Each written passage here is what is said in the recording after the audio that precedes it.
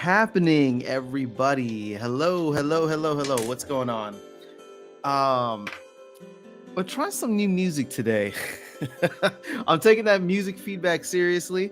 So I don't know. We'll see what else we got in terms of like stock stuff here, but maybe this will be a good reason for me to get in and produce something else that won't trigger any of the copyright stuff. So hold on, give me 1 second. Let me take care of something real quick. And I'll be honest, whatever we got playing right now is not. I'm just not feeling it. So let's try this one. See how this goes. Yes, feed the ducks, baby. Okay, so welcome.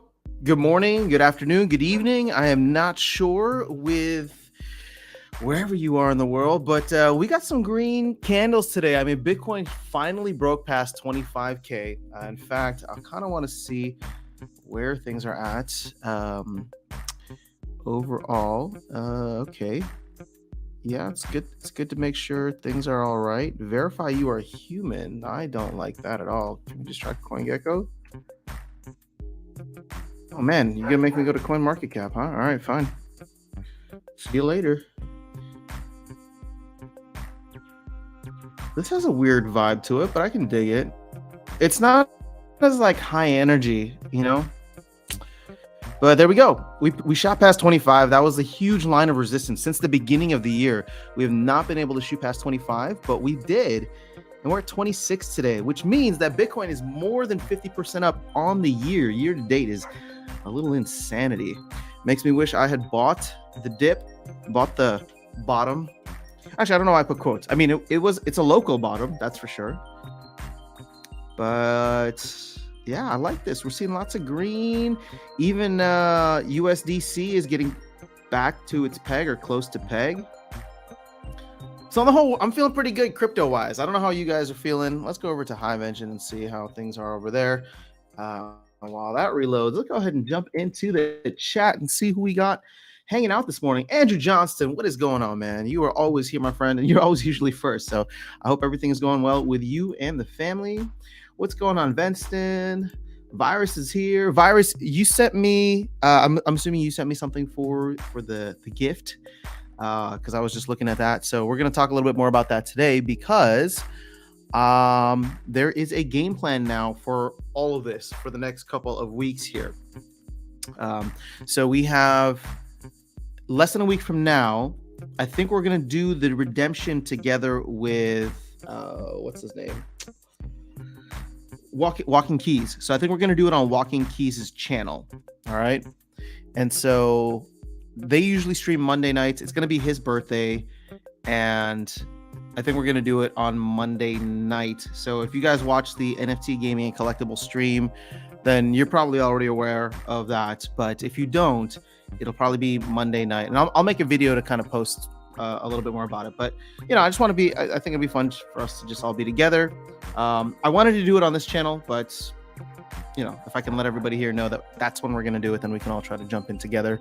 I think I'll be like, oh, shoot, you know what? I need to call him back. I need to let him know that I'm a yes. So my thought process is I want to give the gift to the person we're giving it to on Sunday stream.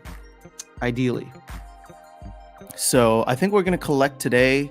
And actually, I don't know. Hold on. What's he sending me? Hold up. Oh, no. Give me 1 second, guys. Oh, no. What? We have a guildmate that went into the ER. We haven't heard from them in a couple of days. Apparently, that's not a good sign. I hope everything's okay.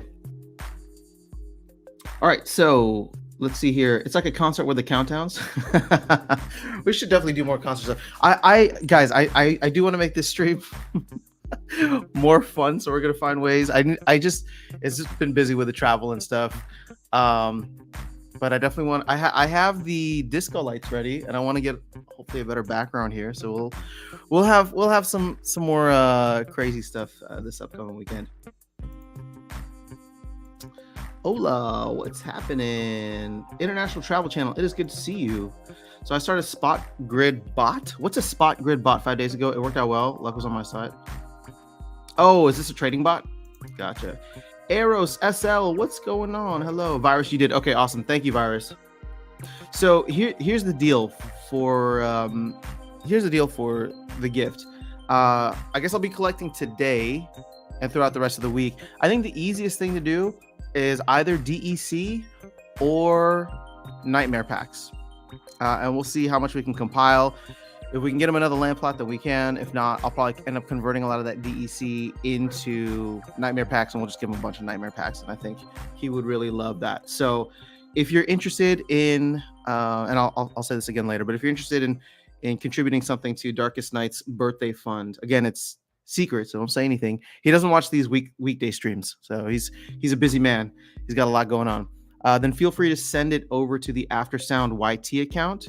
So that's just, I'll put it here in the chat, and I will make sure that everybody who sends something will be on like a little card or something for him so that he knows who to go and thank afterwards. But I think it'd be a lot of fun. It's a little disappointing we haven't heard anything about tower defense. I mean, somebody asked Aggie yesterday, and again, it's just like these town halls where they're like, so what's going on with tower defense? And he's just like, I don't know, actually. I need to go ask them. And I'm just like, bro, literally a month ago, they said we were 1 week away from closed beta. And here we are like 4 weeks later. So I don't know. It's just frustrating. I just want to play the damn game. Yeah, you did. Awesome, Virus. Thank you for that. Can you play Manuel from the Splinterlands soundtrack? Maybe. Where do you find the Splinterlands soundtrack? Basically, I want to make sure that I'm not going to get dinged for like copyright stuff, because then YouTube's going to like, they won't take down the stream, but they will send me a bunch of messages. Diego, good morning. What's happening? Vincent's at 3 plots now. Let's go. Hell yeah. You have one more than me. I need to get some DECB. That's where I am lacking right now. Dan Kelly, what's going on? It's good to see you here. So I need to get some DECB. I don't have enough for my 2 land plots. And I wonder how quickly this is going to sell out. There's still 1.3 billion left. But I have a feeling once this land white paper drops, people are just waiting for that to see exactly what they're going to need DEC for. Although we have a good amount of information already. There's probably just, I don't know. But I have 7,000 DECB. I think I've decided that I only want the building in a box package, I think. So for 2 plots, it's going to be 20K. So I don't need that much more. And obviously I have some DEC set aside. But I'm just converting my vouchers over to it whenever I feel like it's right. But yo, I mean, Green Candle Day for sure. Let's go back over to Hive Engine now. We're seeing DEC at 800 Splintoshis. That is very, very cool. SPS is at 2.7 cents. GLX, nice, up to 3.6. Chaos Legion packs are interesting. Yeah, I don't know if and when these alts are gonna rip. I would love to see it happen.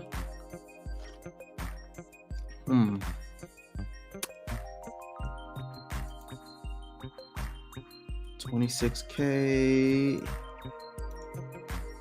Ooh, I'm feeling a little bullish. I mean, I'm feeling a little bearish in the sense that like there's banks collapsing here in the US, because that is going to be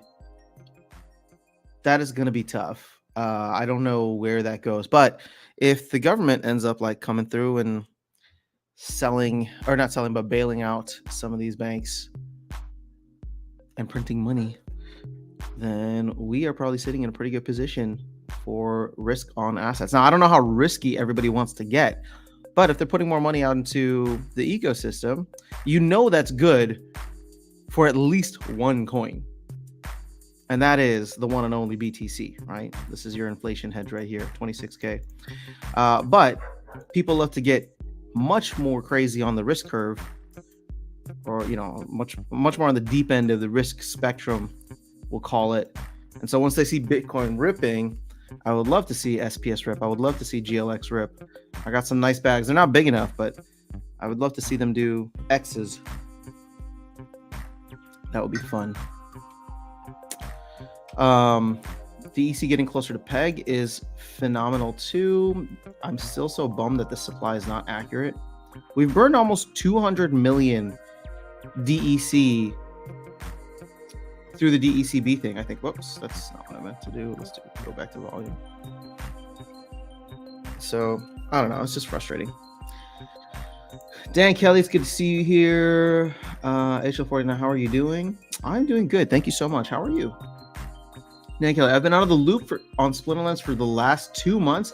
Any chance you have a TLDR? Absolutely. I would say if it's for the last 2 months, would you say the beginning of the year, Dan?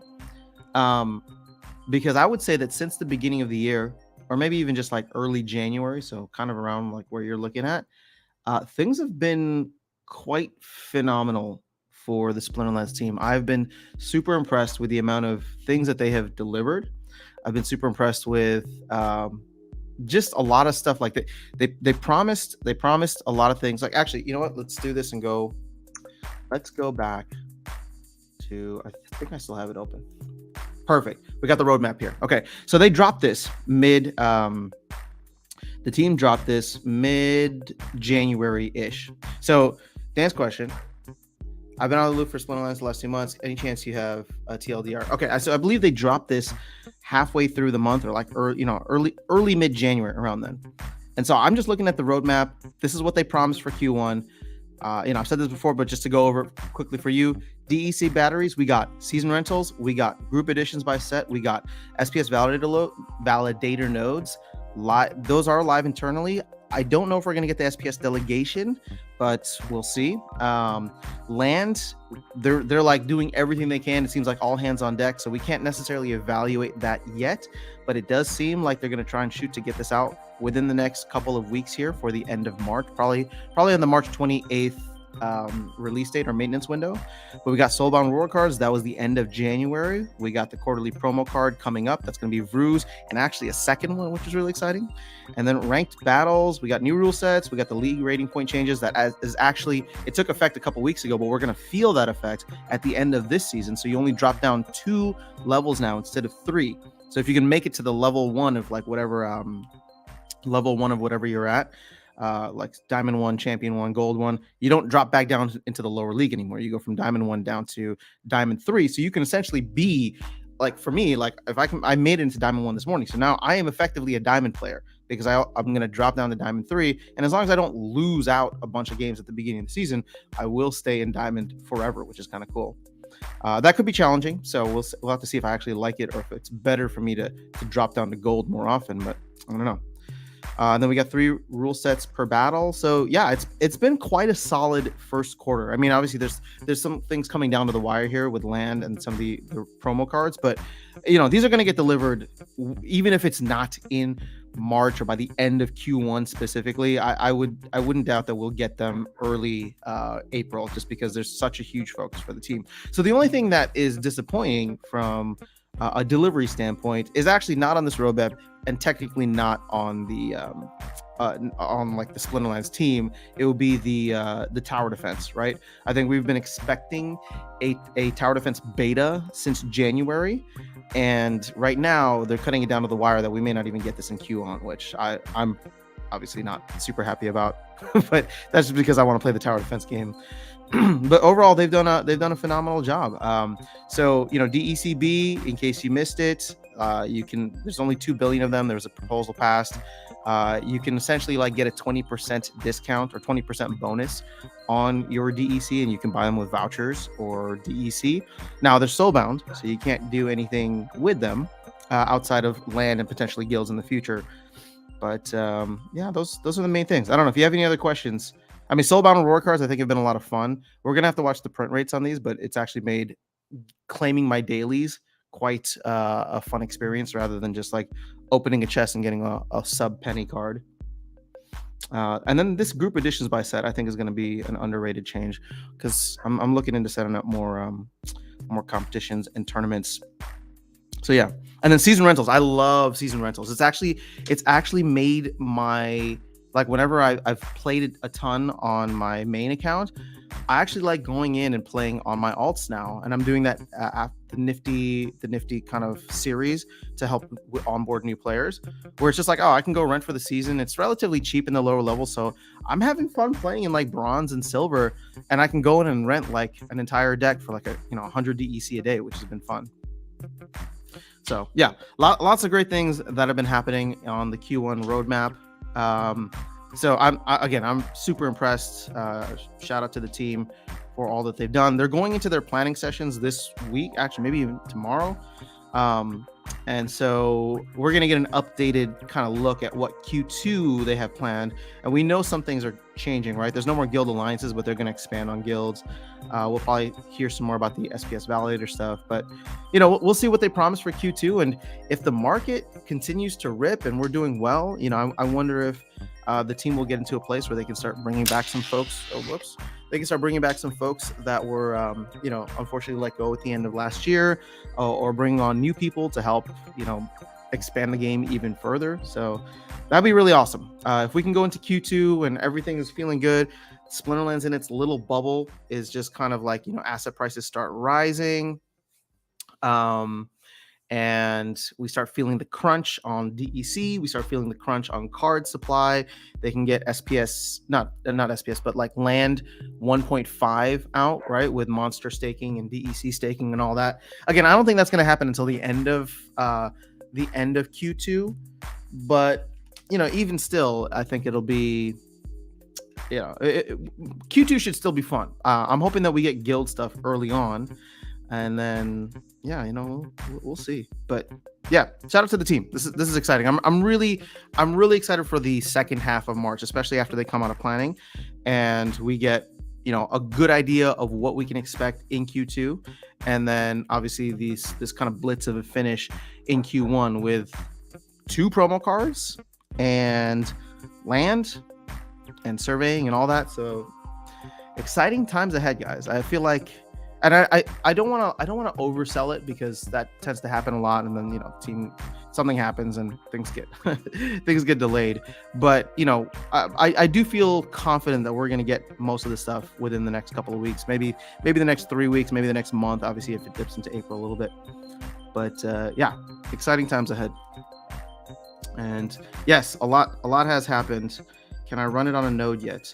No, so you can't run it on a node yet, but here is something cool if you are interested in that. But you can see that vouchers are already on the second layer chain, the SPS chain. So obviously we want to get SPS running on there, and we want to get the node licenses running on there. Hold on. All right. Sorry, just had to text someone that I'll call them right back. Not right back, in a little bit. So yeah, definitely good times. Okay, hold on, let me skip some questions here. So won't we need vouchers for Ruse? Yes, we will. So my understanding is, if this follows the SPS proposal, the player proposal that came out, it is going to be based on how much SPS you have staked. For every 1,000 SPS you have staked, you are eligible to redeem 1 BCX of this card for 1 voucher. And actually, you know what? Let's go through and look at the proposal itself. Why not? So let's look at past. Here you go. SPS down means something for stakers. Excuse me.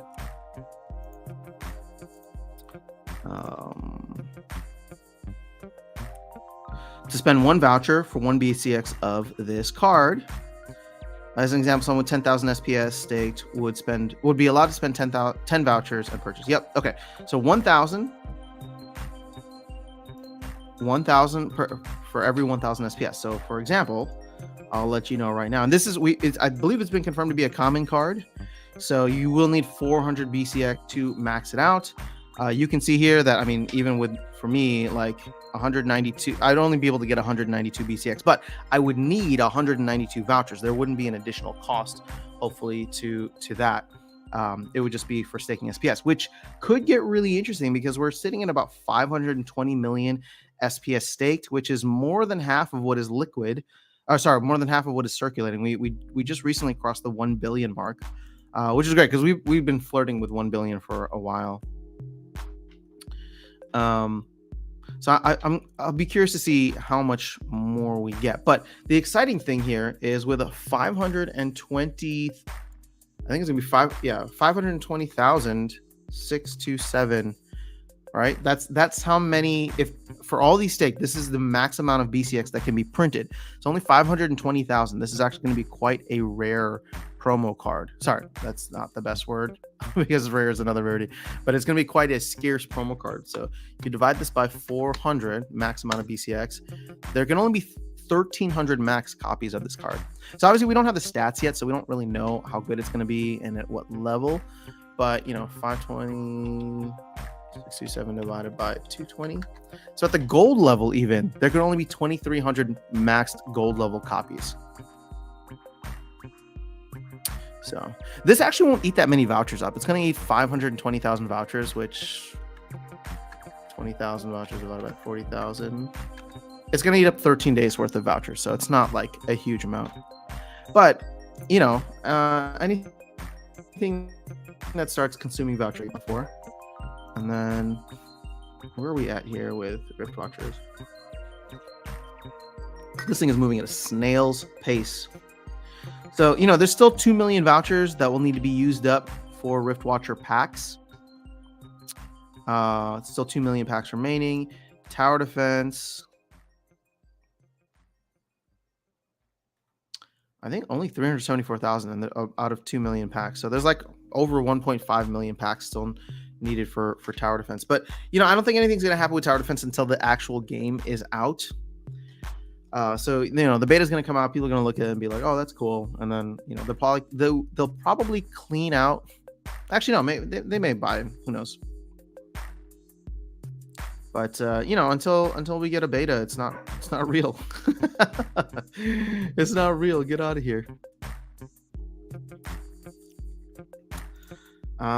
This is an interesting point, Virus. I'm wondering if time crystals will sell for more than they cost.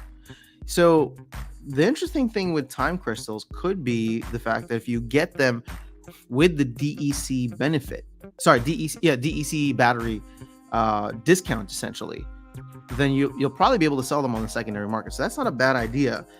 Because buying in now, right? Obviously, vouchers have gone up a little bit. They're at like 11 cents.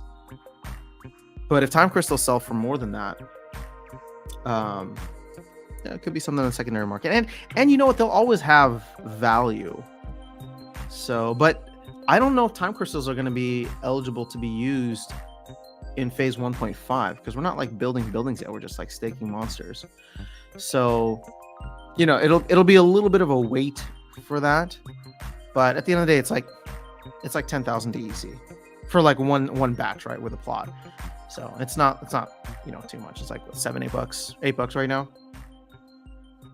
I mean, if you're gonna try and do it at scale, then you could spend a lot. But that's what I'm trying to say is like you'd end up waiting a very long time, potentially 6-ish months, until you could either get a return on that investment or flip them or whatever. But that's not a bad thought. I mean, it's an interesting thought, I should say. International show, it's on Spotify. Oh, the songs? Yeah, I probably can't play it here then. YouTube's gonna flag the video. But we'll see if there could be some like other background Splinterlands themed music that we could use. And then I see it on Q2. Thanks.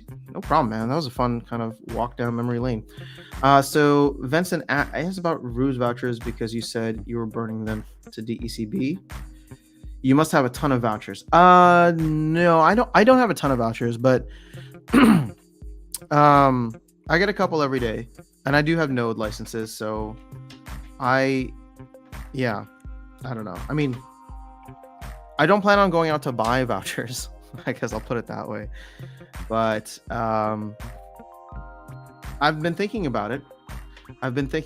Because Not that I'm trying to like make a flip or a trade on vouchers, but I don't want to have to buy them. I don't know how else to put it. I don't want to have to buy them, but I guess what I take from node licenses is usually like ice cream money for me. So I could like forego the ice cream money for a couple of days and have enough BCX or have enough vouchers to claim the BCX that I'm eligible for. But with the vouchers that I get from staking SPS, I've been converting that into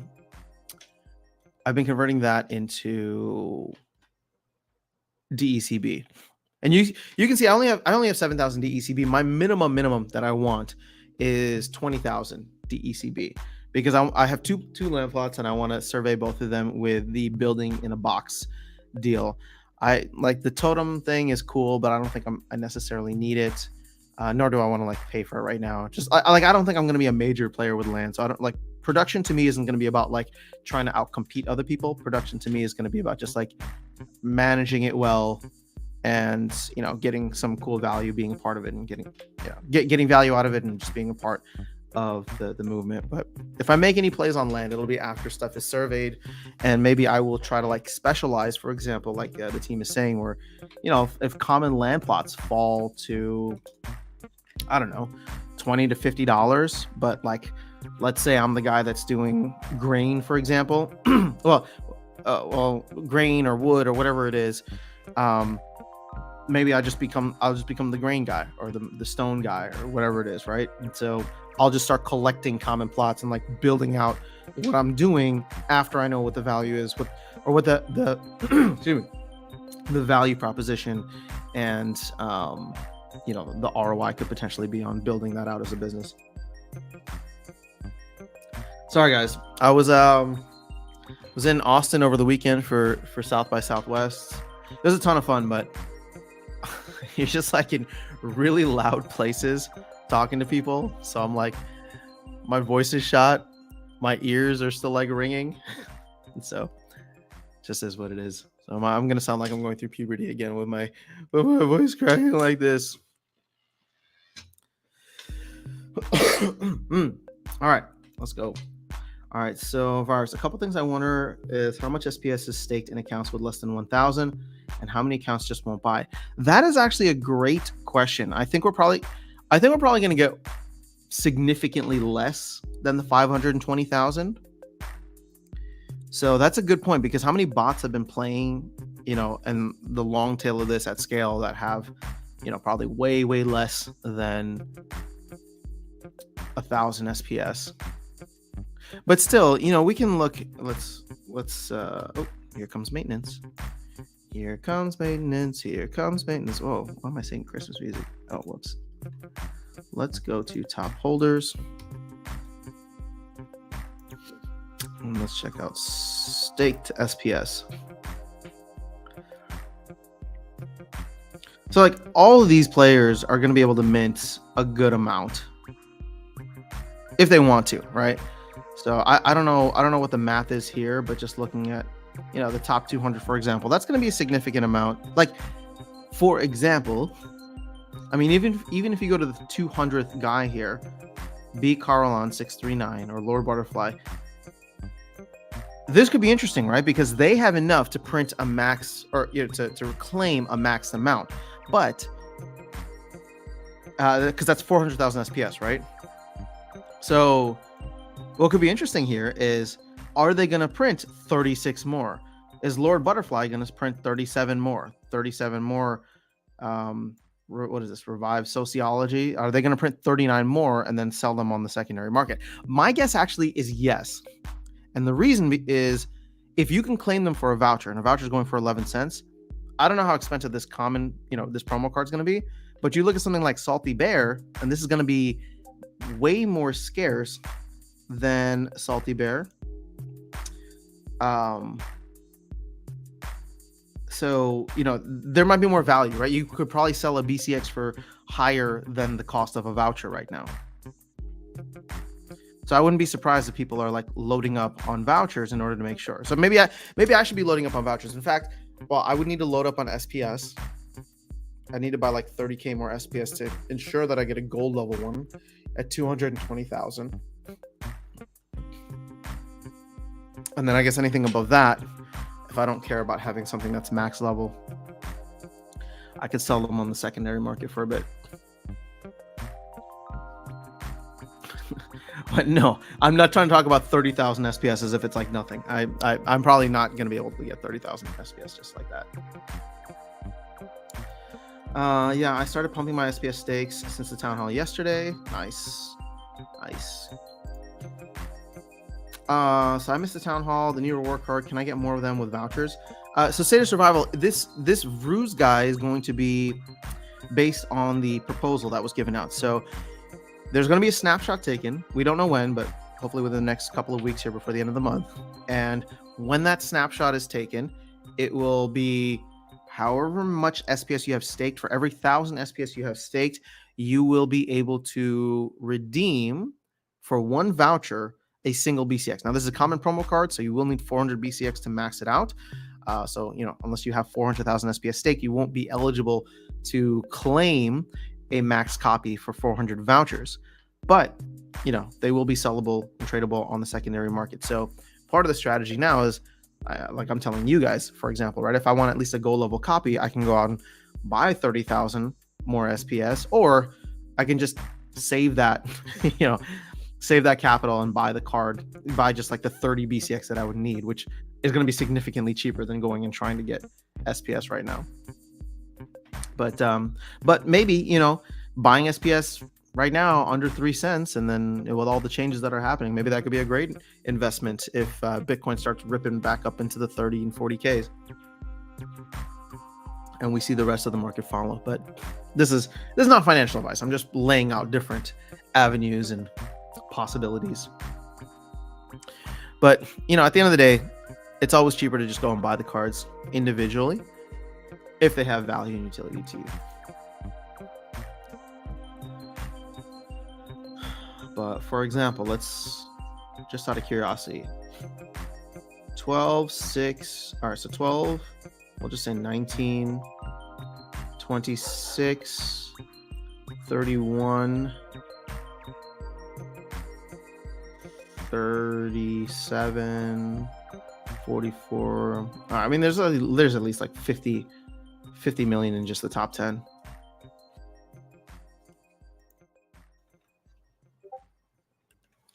Okay, hold on. We're getting some pings in the discords for Splinterlands and GLS. Let's see, what did 16-bit say? All right, so he says, everyone, as you know, the sun has set on Chaos Agent sale. Thank you to everyone participating. Of course, it's an exciting time. And I suspected what happened. We had some folks saving up until the end. Okay, it's time to distribute rewards for the top 3 1 land. You should all have land accounts for those. For one Rooney. Okay, that's interesting. He had to ping everyone for like 7 people. But I guess that makes sense, because I don't know how else he would reach people just through their in-game username. That's why they need a message feature. They need a messaging feature within the game. Now, the GLS node license sale is going live tomorrow. Can I get a show of hands here? Who is planning on buying a GLS node license? Chatter saying, reminder, it's tomorrow, 11 a.m. Eastern. Node licenses will be purchasable on the GLG website. Okay, it looks like this is just a reminder message.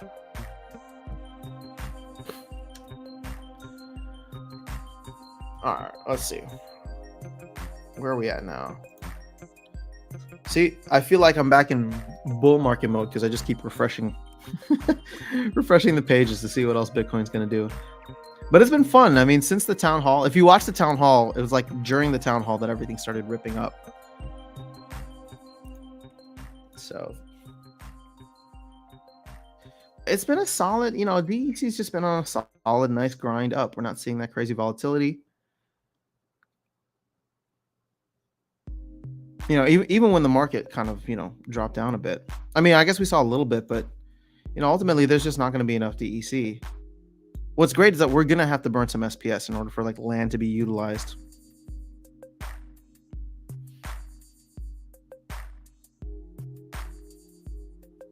Mm. Okay, so let's see here. Oh, no, we did that already. Alex shorted Tesla at 181. I actually haven't been following the price of Tesla, so I don't know if that's a good thing or a bad thing. But congratulations, or I'm sorry. State of Survival. Okay, I thought I heard something about trading vouchers for them on top of Staked SPS. Maybe that's no. State of Survival. That is what it is. There is also going to be, I think, a more traditional promo card that's put out, and that'll probably be something I would assume similar to Lux Vega. It's like DEC and vouchers. But I like the fact that they're honoring both, right? They're not just trying to replace their usual quarterly promo card. This is the SPS proposal is on top of that. Math is hard. Oh, I'm assuming that's not good for you then. Well, it's all right, man. You know, hopefully the market recovers. I put in the survey that we need guild DMs. You know what sucks with guild communication? It's like, since nobody uses mobile and there's no like easy way to like set it up, it's like I'm talking with guild members on Discord, and then people also comment in the guild kind of like town hall area, right, or guild hall area, and it's just like it's like two different conversations happening, and it sucks that you need to go to a secondary place. But the problem is that there's no, you know, the mobile experience and the mobile apps especially doesn't really allow for us to just have conversations all in one place. So I don't know if there's any kind of like integration that they could do with Discord, so it would just be one place and then you could just like DM folks. But then, you know, then it's still requiring people to download an additional app, or it's requiring the team to create a communication app just for guild. So I don't know, there's no easy way to do this, and I would agree that it's not necessarily priority right now compared to a lot of other things. All right, so I might buy the 1 out of 10 tokens to get one. Oh, nice, Virus. Do you only need one shard? What does that? Does that mean you have 9 nodes? I'll need a couple of shards too, I guess, if I want to get a node. But that'll be the only way that I get a node, I think, because I have zero plans of buying tomorrow. But I am going to show up for the fireworks to see if there are any. You know, despite all the drama that happened within like GLX over the past couple of days, I will say that I'm still quite bullish on the project overall. I am in agreement with Matt that, like, you know, it sucks. Like what happened like sucks, and it tore the community apart. It probably still is tearing the community apart. I've been traveling and was super busy yesterday, so I actually haven't even caught up with whatever's happening in the Discord there. But you know, the game isn't out yet, and the game is going to operate independently of this, and so I'm just hopeful that there will be a lot of success when the game actually launches, and with potential future partnerships and all that. So yeah, I don't know. I'm excited about it still. Did you see the unstaked amount of GLX? Looks like a lot of action tomorrow for GLX and nodes. I did not see the unstaked amount of GLX. Where are we at? How are you guys liking this music though? Is this all right? Is this a good vibe? I'll be honest, it's a little like too slow for me, but you know, I'm just trying to change it up. So stake GLX. How much got on stake? Weren't we at like 64 or 65 million? Let me refresh this just in case. I think a lot of people just have stopped staking all the rewards that they're getting. So there's 26 million.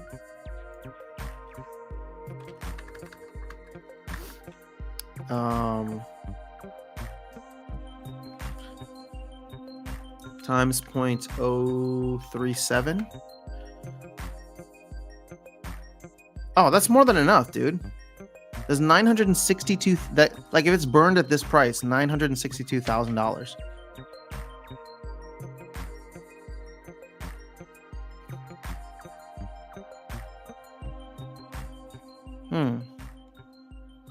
So I'm actually not expecting. Here's Papa Bear, right? I mean, even with the green candle, I'm actually not expecting too many crazy fireworks for the Node license sale. One, I have like zero interest in buying, even though I'm like a big Node holder for SPS. Um, so I don't know. There's no game yet, so everybody who's buying is just like either like OGs or like super hardcore on the project, which is cool. But I don't know if we're gonna sell 1,000 like that, same way we sold for Splinterlands. So and then on top of that, I know a lot of other people are really upset about what happened recently and are probably not going to invest further. I do want to Node, but I'm just gonna go for the shards afterwards. Virus will need 8 shards. Nice. Walking keys in the house. What's happening, man? I'm excited to hang and do our land claim together next week. Should be a good time.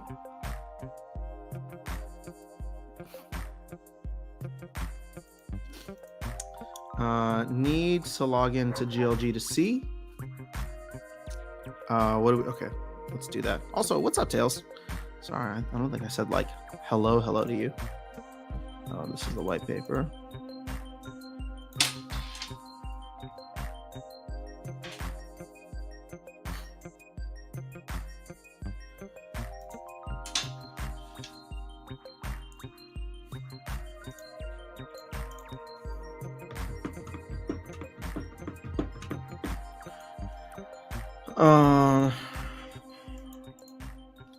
I think the APR is at a good spot, right? Yeah, we're kind of sitting around the 164 range. So that's been nice. Maybe I should just start selling. Start selling, wait for the hype to die down, then buy back in more. I don't have any unscheduled. Oh, that's not good. We always need to be on staking. Let's just do 26. Okay, I like even numbers. ABU. Always be on staking. That's my motto, at least. There we go.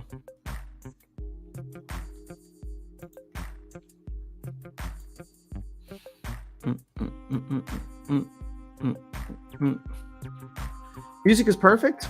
Oh, well, thank you, Andy. Good to see you here. Andy Y. Another new name.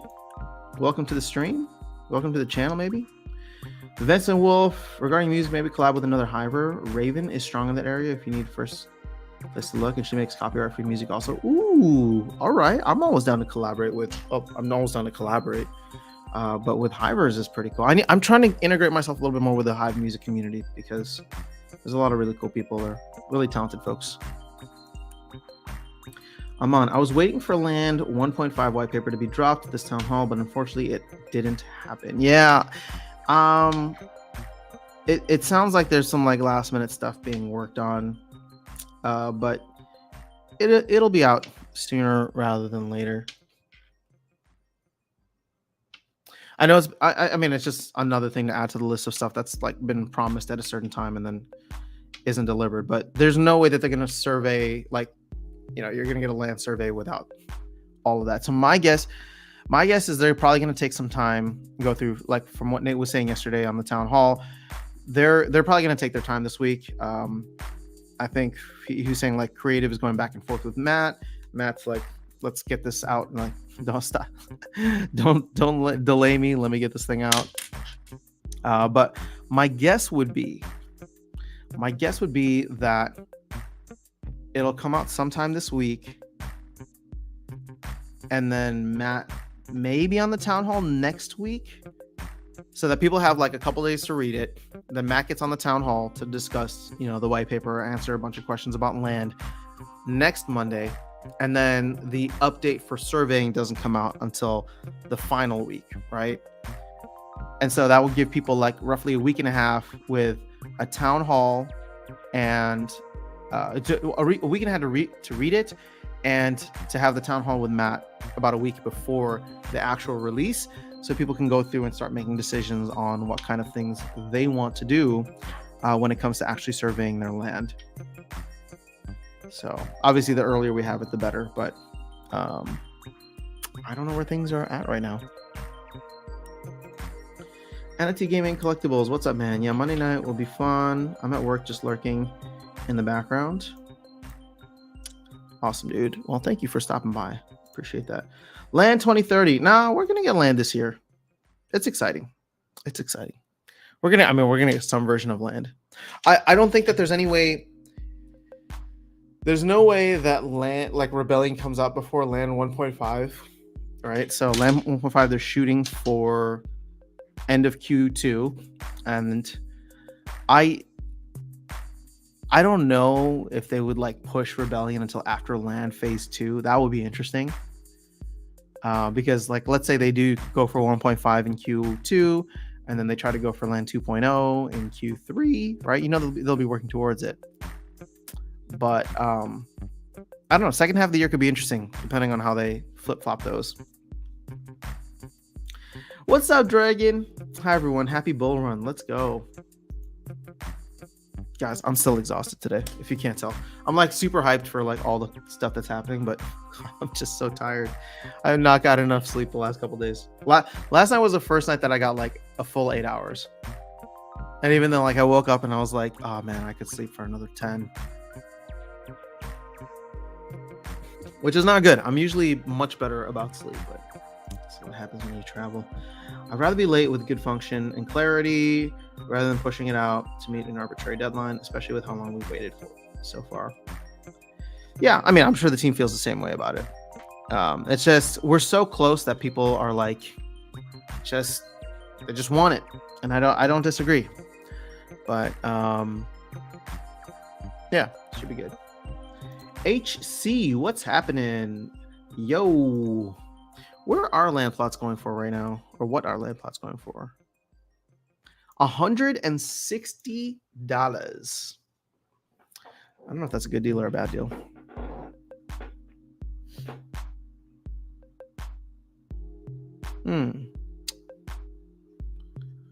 All right.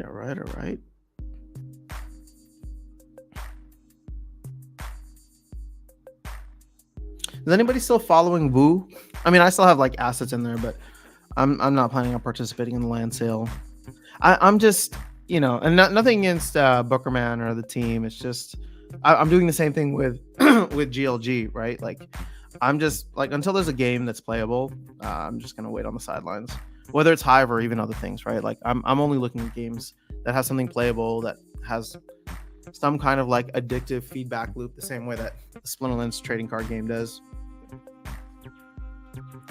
But my days of just like throwing money at a project for fun are over. And I mean, the thing is, I do have a good amount of Woo token. Obviously, that has gone down significantly from probably where I bought it, but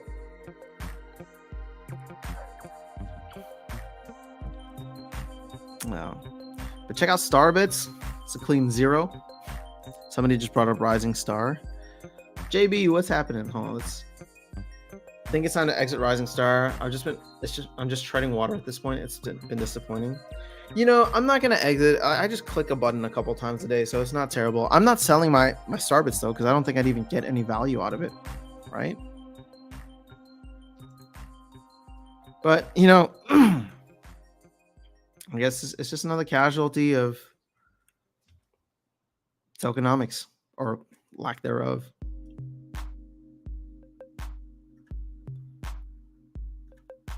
Like if I wanted to sell Hive, or was this 0.00001670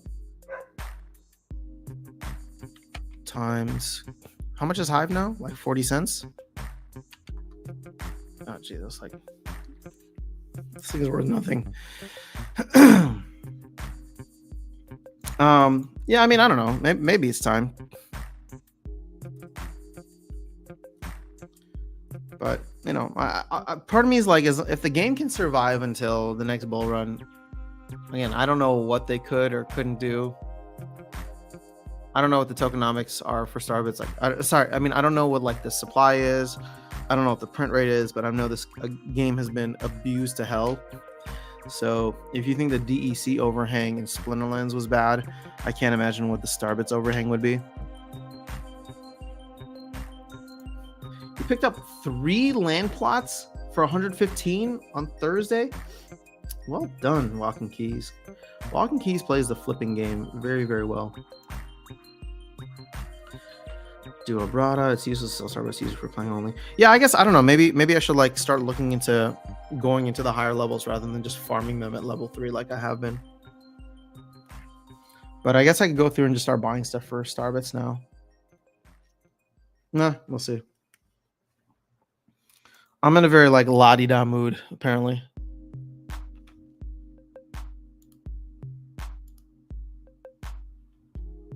But yo, I mean, this week is gonna be crazy, guys. I need to sleep the rest of the day so that I can like get hyped for all the cool stuff that's happening. We got the node license sale tomorrow. We got the team planning happening the next couple of days. We have March Madness starting on Thursday. We got UFC. Anybody who follows UFC, there's gonna be an awesome fight, rematch fight this Saturday. Bro, I don't even know. I won't be able to like. I'm not even going to be able to stream. In fact, I mean, I'll let you guys know right now. I will probably not be able to stream on Thursday. Because, well, let me double check now.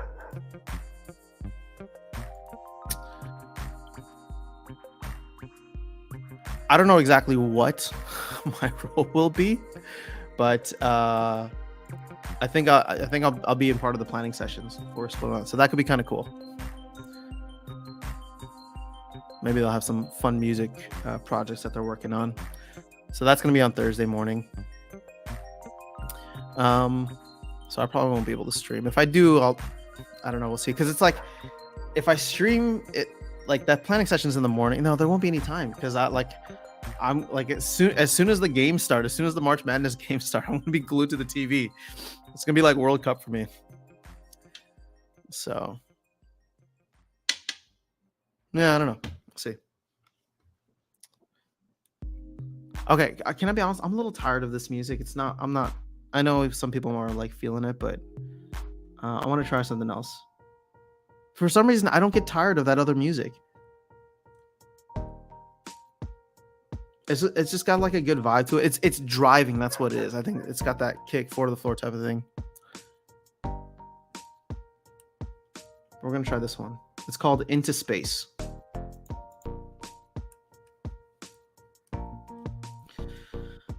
I think honestly the best thing to do would just be to like produce and play my own music on here. Oh man. All right. So Dennis, what's happening on? Or what's happening? I said what's happening on. I think it was a combination of what's happening and what's going on. Just tuning in. What's the power source on or Rooney on land stuff about? I think they're just trying to give extra utility to Rooney. So I mean, whatever the power source thing is, I don't think it's going to be like Rooney. Let me put it this way: there's no way that Rooney is required for land because there's not enough. So I think it's just going to be an extra benefit that they're tacking on to Rooney. Like, oh, if you have a Rooney, you're going to be able to do, X, Y, and Z and get these benefits on land. So to me, it seems more like a peripheral thing that's given to Rooney if you have a Rooney, rather than like it's going to stop you from getting anything extra on your land. But we'll have to see what the white paper says. So NFT gaming, thanks. Right after the market crashes quickly, people don't adjust their high prices to relate. Good thinking. Look at you. For somebody who just asked, yes, that is a dog barking in the background. It is not the music. So my neighbor has a dog and must be outside and pooping up a storm. Vincent, did you give any more thought to that hypothesis about bots protecting leaderboard spots? Yes. Okay, so what's interesting here? If we can take a moment. I was looking at this yesterday. I may do a video on it if I feel up to it.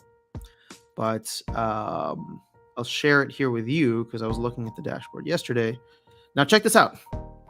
Bots came in. We saw a spike in player base. We saw a massive spike in battles because these bots were playing like 4,000 battles each in the season, and then everything is quiet now. My guess is because they've already secured the leaderboard spots like by a ton, right? And then because they're up so high, or I guess it's maintenance now.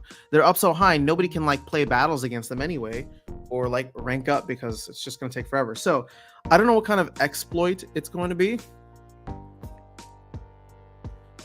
Maybe they're not on maintenance yet.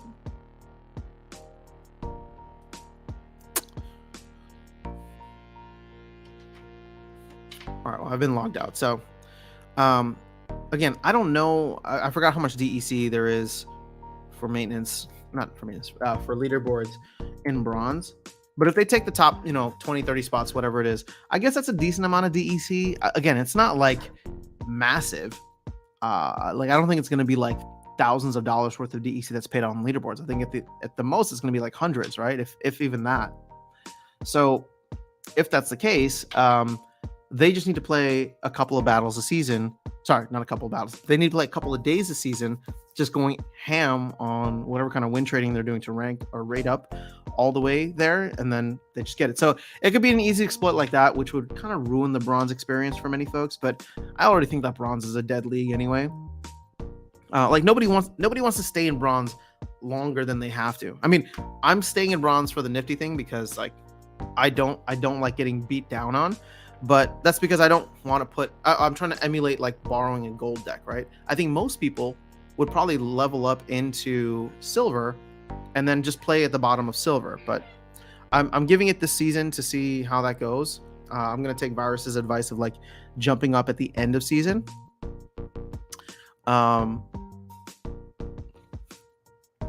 So, and then we'll earn silver chest next season, and then I don't know where we take it from there. But I want to continue on beyond the 30 days and just give new players who come in through the Nifty platform just kind of like a template to move forward after they're done with their season or 2 season rentals.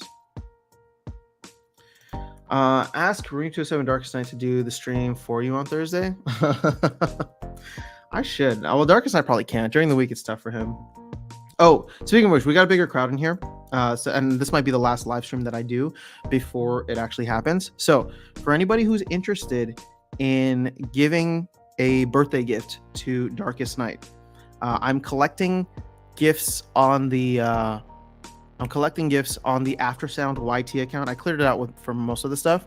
So the 2 things we're accepting are tower defense packs. If you want to gift them a tower defense pack, or if you want to just send DEC, then I'm going to see how much DEC we're going to compile. I'll top it off and see if we can get a land plot.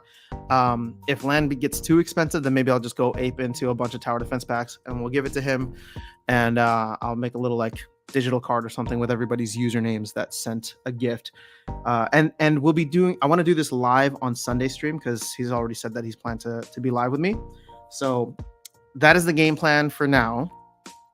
So again, it's the Aftersound YT account for anybody who's interested. Again, it's not required.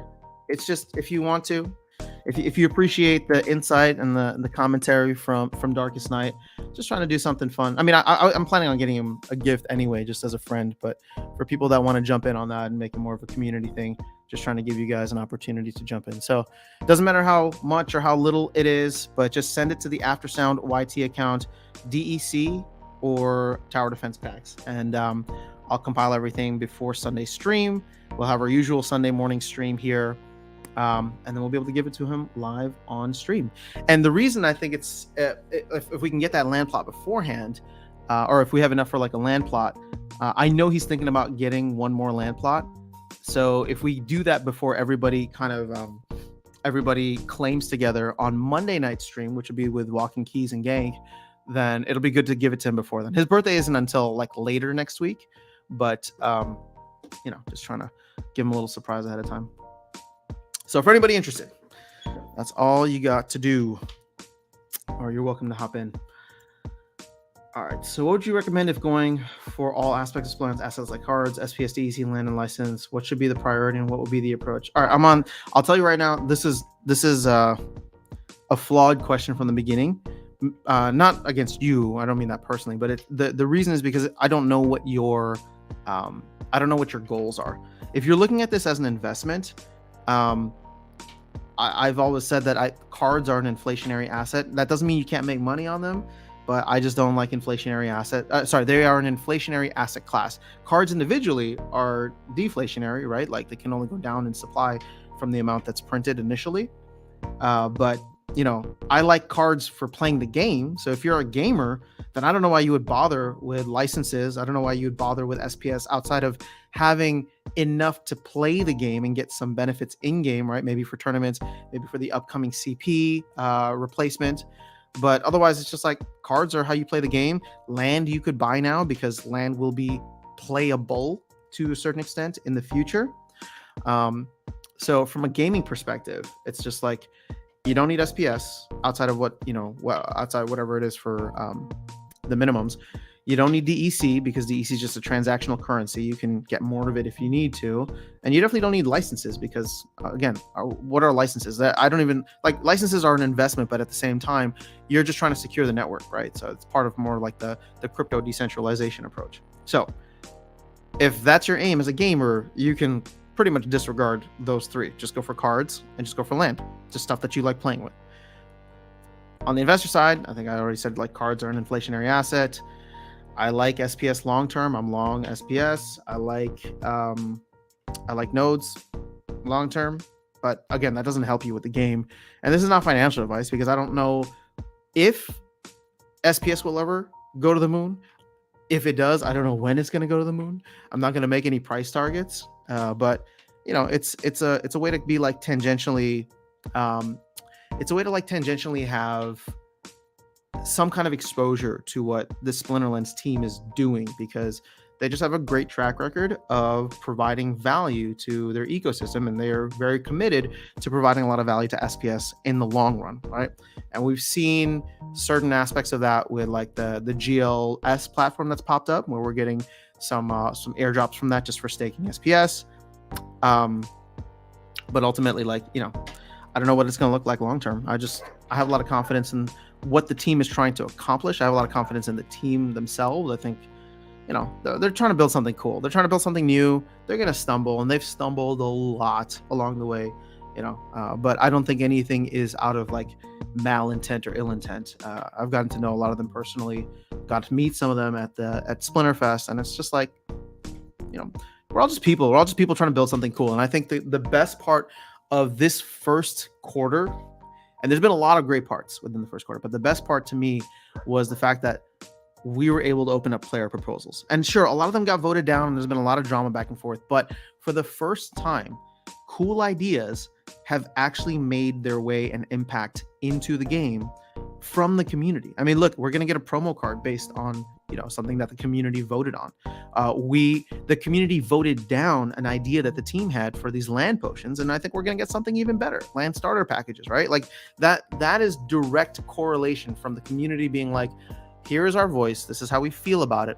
And whether or not you were on the winning or losing side of that vote, my hope is that you can look at just the process from an objective standpoint and say like, holy crap, like we as a community are coming together with non-team members, right? And team members vote, and they have every right to because they're buying into their SPS stakes. But we have people just in the community, and sure, maybe it's a bunch of whales, but at the end of the day, I still maintain that the best ideas win. In a situation like this, and obviously we don't live in an ideal world, but in an ideal world, the best ideas win. And so it's just like you can contribute to the game directly, right? Directly by having an awesome idea that you can champion out. Get the community leaders, get folks like me. I'm always willing to have conversations with people that have ideas and get your proposal ideas out into the world, right? Like, so yeah, I mean, I think we're in a really, really cool space right now, and we're just coming out of, I don't want to say the bottom of the bear market, but like 2022 was rough, guys. 2022 was not kind at all. I mean, it's difficult, and we saw the crazy thing that people may not realize about 2022, right? And because again, this is more like macro investing side, but 2022 was rough on all asset classes. Right? Usually you think, for traditional investing, it's just like, okay, well, when stocks are doing well, bonds are okay. but they're supposed to be like inversely correlated. When stocks are doing bad, then bonds do well. But everything went down. So 2022 was just rough overall. And so, to come out of that, to have a little bit of hope with Bitcoin being up more than 50% year to date, with obviously a lot of still crazy stuff happening on the macro side, but crypto and people understanding the value of crypto, having decentralized platforms, decentralized networks, a decentralized money system, financial system. I don't know. To me, it's like, it's an exciting time, right? And then to take it back down from the macro into Splinterlands, we're out of Chaos Legion now. Like that period is done. And whether you think there's too many cards or too little cards, the team's goal over the next 6 months before Rebellion comes out is to make it feel like there's not enough cards, right? So this is why I'm just like, even if the team's throwing a Hail Mary, they're going to do whatever they need to do, push back Rebellion, add more cool features to land, add more cool features to the game, different game modes potentially, to make it feel like there is not enough. Like Aggie wants everyone to push and shove. And for the last 18 months, it's felt like there's been too much. Well, maybe not 18 months, but the last like 12 months, it's felt like there's been too much. Well, now so many of the faucets are cut off. No more cards, no more DEC, right? SPS airdrop is over. We're gonna have to start working for it with land. Like, it just things are going to be in an interesting spot over the next couple of months, I think, right? And that's why I'm like bullish on Splinterlands existing within a little bubble of itself. And I don't think that we're going to hit new all-time highs. I actually don't. Personally, I don't think that, like, unless Bitcoin completely decouples this year because the financial system collapses, which would be crazy, but also terrifying. So I'm not saying that I want this by any means, but I don't think Bitcoin is going to really make another major move in new all-time highs until 2025, right? When we get the bull run from the halving cycle. This is just going to be your chopping around, and it's just happening at a higher scale, right? If you were here during the 2018 bear market, right? 2019 was fun because like Bitcoin went from a low in 2018, I think of like $3,500 up to like 10K, 12K, right? It was just ranging back and forth. And you think about that and you're just like, holy crap, that's like a 4X, like 3 to 4X that Bitcoin's doing, and it's not hitting all-time highs. So like Bitcoin today could go from, not today, but like this year can go from like 16K to 45K to even 60K. And not hit new all-time highs, meaning we're not necessarily in a bull run. But what that could do for the rest of the crypto space is really exciting, right? And obviously, Splinterlands, as much as I want to think of it as a game, and I try to treat it as a game, at the end of the day, it's still very much correlated to the crypto world. So, at the end of the day, we're going to feel the impacts, both down as we felt, but hopefully up as well. And we're in a good place now where there's just scarcity. Scarcity is going to start to be felt. So, sorry, that was a little bit of a rant, but hopefully that was helpful. Liverpool fan, what's going on? Virus, I had an idea for a new guild building that I sent to Weirbeard. Curious to get your take. If you want me to, yeah, dude. I always want you to DM me. I guess that sounded weird, but yeah, I always want you to slide into my DMs. No, man, feel free to let me know. I won't be able to share it on screen, but are you okay with me reading it out for folks?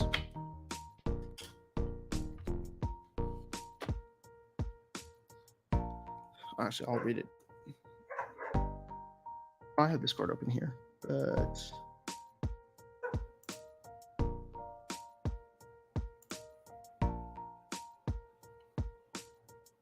all right, I'm going to read out Virus's guild building idea. So the Proving Grounds guild building.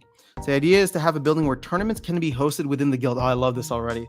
The tournament league format are selected by guild league officers. Some tournaments can be created manually within the guild. One tournament will be available every week with merits for prizes. Ooh, I don't know if I like that. A merit pool will build for this weekly tournament from the participation in brawls. The merits given to the guild pool will be determined based on arena tier played and percent of fray battles available entered. Okay, so I mean, I'm sorry, I don't want to like poo-poo on it right away, but I just get worried. I know merits aren't tradable, but I just don't like them being given out more. But let's keep going. So examples. So Arena 1 tier with 100% battles played rate will be given a pool of 5,000 merits to be given out for prizes. Arena tier 1 with 50% battles played will be given a pool of 2,500 merits. Arena 2 tier with 100% would give 15,000. Oh, okay. I get where we go. So upgrades to this building could possibly give a merit multiplier to the pool. It would build the guild community, expand access to merits, incentivize brawl participation, and just be fun. The last thing it addresses is the problem of limited spots and phrase. Not everyone can participate, but everyone can. Oh, okay. You know what? I can come around to this. I just don't want the merits to be so high, but I kind of like the idea of having a building that gives a place for there to be a little bit more of like a training ground, right? But it's like if you don't give any kind of reward, then ultimately nobody's going to be incentivized to participate. So the way that I was thinking about it, which probably wouldn't end up getting utilized in most guilds, is like the leader of the guild would have to provide some kind of like, they'd have to provide some kind of prize for it rather than it just being printed. But at the end of the day, like as long as it's not too many merits, I'm totally cool with that. And it's not like gladiator cards are getting too overly printed. So I'm down. I can get behind that. I hope that there's some cool ideas. I don't know if Weirdbeard is still here. Weirdbeard, what's going on? New music hype. But you know, hopefully he and Cryptomancer will take a look at that. There's been I feel like I've read some interesting ideas. I can't remember them now, but I'm pumped for the promo card. What's your thoughts? I'm looking forward to it. I obviously want to see the stats first, but with the amount of SPS that I have staked, I should be able to grab almost a gold copy. I'll probably have to buy a couple of BCX, maybe like 30 BCX or so to get a gold copy. So, but yeah, no, it's a really great idea, Virus. Let me sit on it a little bit more, but I love the idea of like competition within guilds. So just having something there for folks would be fun. I feel like our guild is already very active, but there's definitely ways in which we could be even more active. And I'm sure other guilds are probably even more than we are. I need some Papa Bear FUD. All right. Well, here's some Papa Bear FUD for you. Icy Flow. Cheers to you. Silvergate down. Signature Bank down. I mean, I think those were like, I don't know if they're the top two, but they're definitely in the top banks that are part of this, you know, kind of like, or that have been friendly towards crypto. So here's the issue. Crypto is going to be in my tinfoil hat conspiracy theory, most pessimistic opinion or perspective. I think crypto is going to be used as a scapegoat for a lot of the financial issues that are coming up. And the problem is, the crazy thing is that, like, you know, like SVB, Silicon Valley Bank, did not go down because of crypto, right? Like the whole USDC or the Circle issue was like, USDC was just a participant there. They just banked their money there. And ultimately, like, it was SVB that is not, you know, I don't even want to say didn't manage their funds well, but at the end of the day, it's interesting because all the Bitcoin maxis that I follow and listen to, they have been saying for a while that the raising of interest rates, like the Fed is going to raise interest rates until they break something. Well, they broke something, right? We're seeing banks actually fail right now. And I think the big question then becomes, is this the beginning, or is this enough for the Fed to make a pivot, right? Because everybody's waiting for the Fed to make a pivot. And I don't know if this is where the Fed makes a pivot because job data is still good. All right. So, you know, president comes on, regulators come on, and they say, oh, don't worry, we're going to take care of everything. But, you know, and so the markets start to pump. But there's two reasons for Bitcoin to go up right now, right? The first of which is that they do think that everything is going to be all right and the government's going to start printing a ton of money. And if the government's going to intervene now and say, we can't let this contagion spread and we don't want to see other banks start to fail, blah, blah, right? Well, there you go. You're going to print money. We'll feel the effects of inflation in like 12 to 18 months. And, you know, it's going to be rough in that sense because there's no winning here, right? There's no winning for the Fed, right? It's just, they're going to print money to save something. Then we feel the effects of inflation. We go back and forth. And it's going to be an interesting decade to say the least. On the other side, people are fleeing to Bitcoin potentially because they don't trust what the Fed is saying. They don't trust the financial institution. They're finally starting to understand the value of a decentralized base monetary layer such as Bitcoin.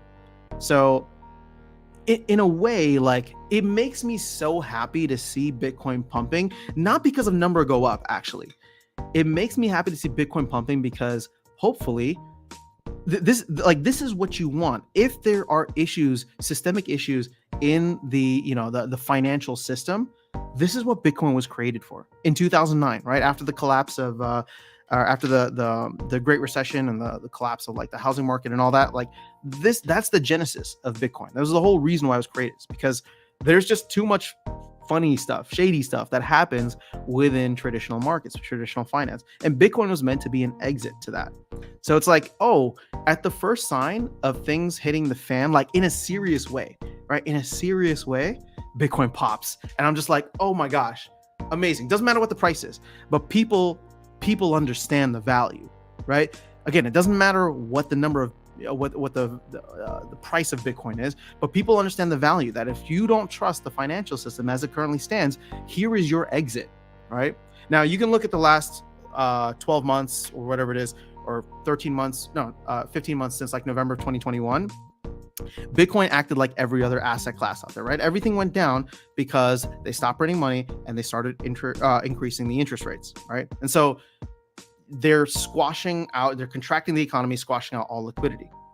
So Bitcoin just acted like every other asset, but Bitcoin wasn't created to be just like every other asset, because if things hit the fan and we do get things that start to break, Bitcoin's supposed to be the exit from that. And so to see it pop within the last couple of days with the whole SVB, Silvergate, Signature Bank, like all this stuff that's happening, I don't know. To me, that's actually really exciting. Again, not from a number go up standpoint, but just from a philosophical standpoint that people get it, right? People get it. It's just like, do you feel safe in your bank now, right?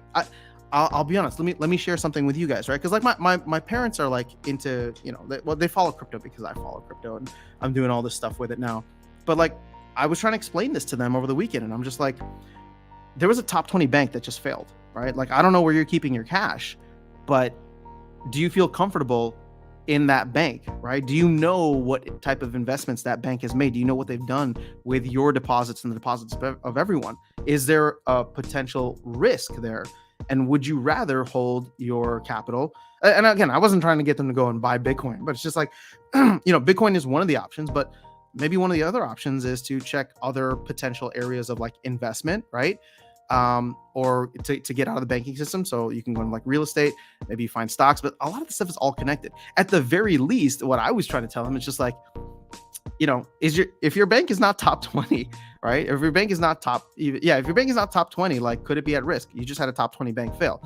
Would you like I would want to make sure that I'm probably putting any like excess cash or whatever into one of the top banks, right? So like your Chases of the world, your Wells Fargo, Bank of America. Why? Well, because those banks are probably too big to fail. So even if they go down, I would imagine, like, if the government is intervening with the Silicon Valley Bank kind of situation now, it's definitely going to intervene if and when something happens to like a top 5 bank.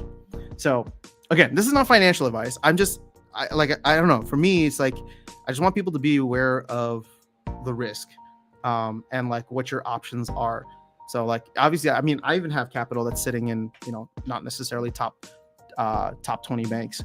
And part of me is like, well, do I move that now? Do I move it towards like a safer like bank, right? Like a Chase or a Bank of America? Or do I move it on chain, right? Do I move it not even into a stable coin, because USDC showed that we can't even necessarily trust stable coins because the stable coins are backed 1-to-1 in the banking system. So like, once again, do I just take all that cash and buy Bitcoin and then ride the volatility out? Like, can I do that? Can I live with another, 30, 40, 50% drawdown if Bitcoin drops from 26 to 13?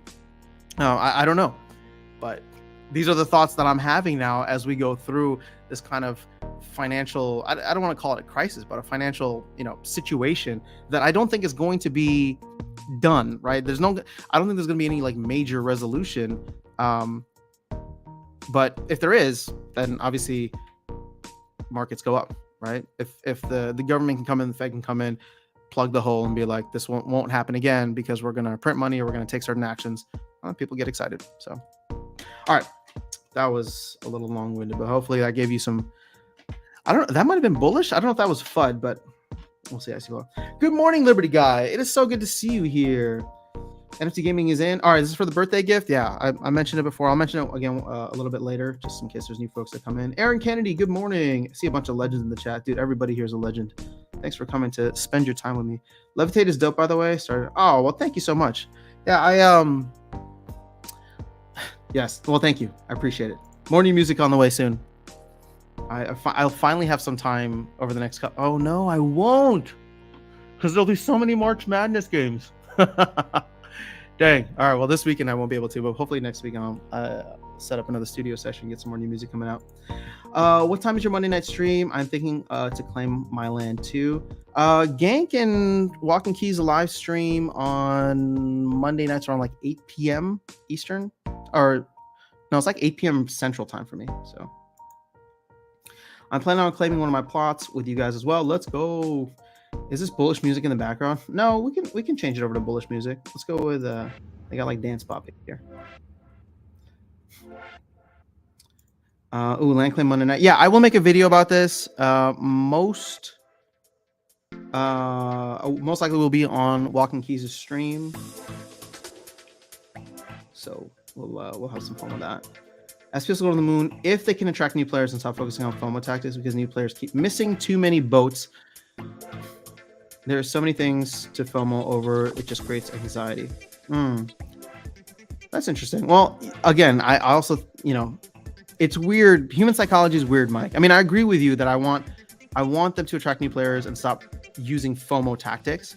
But number go up is a weird thing. Like if asset values start to go up, people want to get in because they think it'll go up forever, or it'll go up enough for them to make a profit and jump out. And everybody thinks they'll jump out at the right time. But greed is a real thing. And I think I can speak at least for myself, and I'm sure many others who have fallen into that. Tilly Tots, I hope they don't push Rebellion back. I mean, I don't think it's going to go to 2024, but I think September seems like the date, which is like, what, 6 months? So I agree, Mike. We need to concentrate on new player onboarding. Yeah, that works. All right. Sounds like a good idea, Virus. Oh, yeah, Virus. Laser focusing on new player experience is the biggest thing the team can do to put a win on the board. Bitcoin going up means nothing if we can't retain new players coming to Web3 games. Indeed. Ooh, there you go. Weirdbeard's a big fan of this. Virus, I hope your thing gets made, man. Right, totally agree. Yes, lose confidence in banks and bring that money into crypto. That was a heck of a survey, Weirdbeard. Oh, I need to do that. Oh, actually, you know what? So I think I'm going to make... Somebody requested that I make a video going through and filling out the survey. And I thought that was a good idea because I'm just like, oh, well, I guess... I mean, it was nice to know that somebody cared enough about like whatever I was going to put in. So if you guys are interested, then I will make sure to do that. But Weirdbeard's the man. Oh my gosh, I'm gonna have to jump down for this. Elistios, thank you so much for supporting the channel, man. I really appreciate you. New player experience for the win. Good day, everyone. Everybody's feeling good, man. It's a green candle day. We are excited. So wait, what's going live today? We have the new energy system is going live. I guess there's not. Oh no, today's a little bit more of a lighter release. Brandon's in the house too. What's going on, Brandon? Papa Bear FUD, a Fed pivot could happen this month if the Fed stops raising interest rates and keeps them flat. But history tells us markets go down until printers get turned back on. Yeah, I mean, I'm with you on that. Like, I mean, the pivot won't happen until we start getting more liquidity into the system. So just because they stop raising interest rates, just to me means we're going to be choppy for a bit. Is GameStop really going up to the moon? Hold on, now I need to check this. Now I need to see. I have my one share of GameStop that I bought as a protest, and I said I would never sell. Oh no, it doesn't look like it's going to the moon. Come on, don't get me excited like that. Having been unemployed for 5 weeks, from a personal point of view, this job market sucks. I'm sorry to hear that, Vincent. I hope things turn around soon. I would say though, this might be a good time to look for jobs in crypto. If Bitcoin starts picking up a little bit, I mean, you heard Aggie yesterday, right? So I'm sure Aggie is just like every other crypto-based CEO out there, seeing the number go up and being like, "Ooh, all right, this is the time to start building. We need more people." SVP would have been fine if no one pulled out their money. I blame the SVP failure due to that. It's the account holders that F this up. Well, but here's the thing. It's not, I mean, sure, it's the account holders, but what makes it scary is that you look at Celsius, you look at FTX, you look at BlockFi, the contagion effect is very real. So for example, right, like I had capital in both Celsius and BlockFi. And as soon as Celsius happened, what did I do? I pulled everything out of BlockFi, and then BlockFi went down a little bit later, right? So, I mean, I guess maybe you'll blame me for that, right? But the thing is, it happened to SVB. I had never even heard of Silicon Valley Bank before. I'd never even heard of it, right? Just never even came across it. But it's making me rethink, what are my banks doing now? And how much exposure do I want to have within those banks? What industry are you in, Vincent? I'm a 20 plus year automotive engineer, but thinking automotive should not be my next job. Oh, interesting. Well, guys, Vincent Fulf is saying that they are a 20 plus year automotive engineer, open to other ideas. If you are in a space or industry that's looking to hire engineers, maybe with an automotive background, definitely consider hitting Vincent up or shooting him a DM or something in here. See if we can help him out. Jack, what's up, Druid's Blood? I haven't seen you in a minute. How are you? Jack Parsons, take us to the moon. All right, so Crypto Skako, I can hear the headlines now. Woke crypto destroys the economy. Oh, dude, I mean, it's so easy for them. Look at how they paint things. It's going to be super simple for them to blame crypto. They're going to be like, oh, everybody who's buying Bitcoin means that they lost faith in the traditional marketing system, means that they are the reason. Crypto is the reason that banks are failing, because there was a bank run because people got scared and they could go to crypto, and therefore crypto bad. I'll get a few cybersecurity certs and re-enter the automotive industry as cybersecurity expert. Oh, interesting. Well, thanks to State of Survival providing some awesome help here.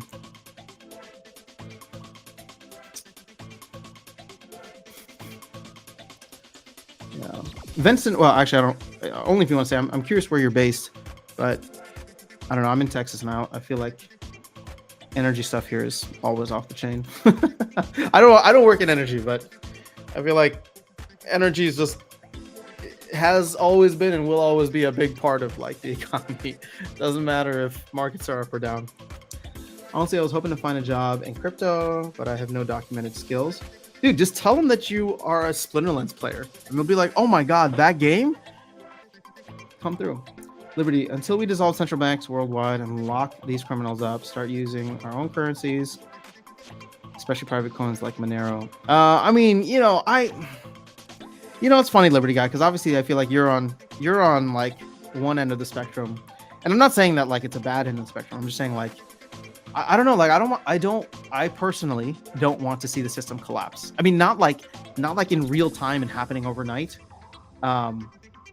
I just think that's gonna be bad for society. We're gonna get a very like Last of Us post-apocalyptic mode here, and I personally don't want to like experience that. I would rather there be, oh my god, we're at 26k 400, 26,400. I just got a ping from Gemini. Gemini will always let me know whenever we're jumping out. But I just don't know, I want this to be a smoother transition where we just over time eventually adopt like immutable layers and a base monetary layer, right? So with Bitcoin. Honestly, I was hoping to find a job in crypto, but I have no documented skills. You have to know how to code. Dude, I don't know how to code, and I don't think I'm ever going to learn, sadly. Powell needed a brush from that senator lady, and her bank crashed to turn his point of view in a matter of hours. Yeah, I didn't realize that she had tweeted about the bank. That's a little, I don't know. I don't like it. I do, but I have no degree saying so, therefore I get ignored. Ah, gotcha. You are a legend. I don't know if you're talking to me, but if you are, thanks. Regional banks tend to be safer, says Icy Flow. Fair enough. Monday, 9:30 p.m. Eastern. SVB CEOs and other top executives sold millions of dollars of their stack weeks ago. Oh no, that's a real issue. That's a real issue. Come on, isn't that like some kind of insider trading? I don't know. Good day. Well, if you already know how to code, you'll need a portfolio. Maybe just get help. All right. State of Survival really providing some awesome stuff here for. Maybe you should move to DMs. No, it's all good. I'll let you guys do your thing here. I just won't put the things on screen, so feel free to have the conversation. It's a long survey. What have I missed? Well, it's a green candle day for sure, Luke, and I would say a green candle week so far. So I need some tower defense gameplay, eye candy or something, please. Yeah, this whole tower defense issue is becoming meh.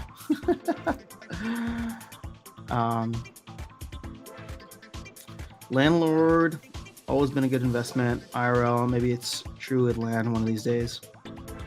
I mean, you know, there's only a limited amount of land on this planet, so real estate has always been, I don't want to say good, but not terrible. Do I wouldn't have a surge of confidence in Bitcoin price raising and investing too early back into the team? And Splimlines and potentially having BTC dropping and put us in a worse position. Yeah, no, I know. I'm not trying to speak for Aggie. I'm just saying, like, he just seemed very excited yesterday. Contagion is not bank servicing cryptos or runs on the bank. It's the inverted yield curve. Rates for short-term debts compete for deposits, and when bank sells long-term debt, it's at a loss. No, Brennan, I wasn't saying that crypto. I was just going to say that crypto is going to be an easy scapegoat. Because, like, Silicon Valley Bank had nothing to do with crypto. But, you know, we all know that the person who tweeted about Silicon Valley Bank and potentially led to that is also very anti-crypto.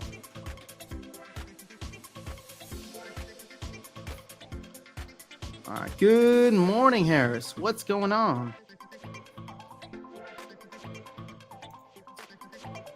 I see flows. What kind of real jobs have you had? I worked in supply chain and as an analyst. I got my degree in economics, which is weird because I kind of just like stumbled into it. I wanted to go the engineering route. And like when I first went to school, I was trying to go the engineering path, but like I sucked at it. And because I sucked at it, my grades weren't great. And I realized like, why am I struggling to like do something that I don't really enjoy? Like I like analytical stuff, but I just like the engineering thing just wasn't for me. But yeah, I got into like supply chain and transportation early on, and then pivoted more into like supply chain analytics. And I enjoyed it for the most part. I worked for some fun companies back in the day. I worked for a candy company. That was dangerous.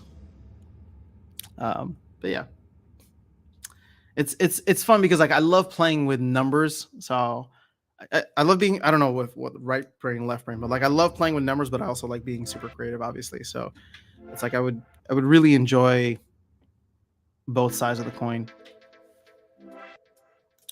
All right, so SPL really needs some sort of communication within the game itself, not just through Discord. Agreed. At least Theo saying system collapse is always good on paper if you don't like the current system, but living the 1930s V2 would definitely be bad for everyone. Yeah, I mean, like, I'm all for like reforming the system, but dude, if banks were to collapse today and people didn't have money or didn't have access to their money, like, it would be worse than 2020. Like, I mean, I'd hope you'd have some like food set aside until the government could figure stuff out. Like, I don't want to live in that, right? I don't know. It's just, that to me is legitimately scary because that kind of situation breeds desperation, and desperation is scary, right? Because you just don't know what people will want to do or will need to do in order to feed themselves and their family. And then you don't know what lengths people are willing to go to defend themselves and their families. Honestly, I blame Aftersound for all the problems in this game and the world. Totally responsible for Russia, Ukraine, soon to be China, Taiwan. Yeah, man. You know, all I can do is You know, Papa Bear. Say my bad.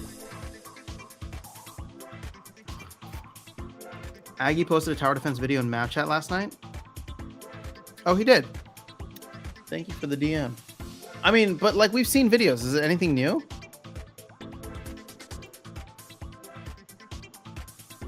All right, so it's a video of him playing the game. Looks like.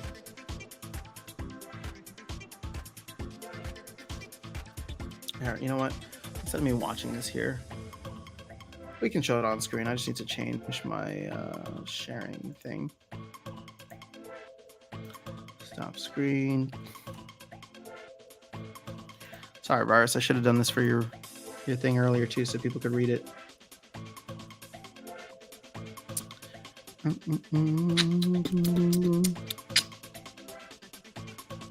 Where are we at? Share screen, share Discord from IcyFlow. So here's your video.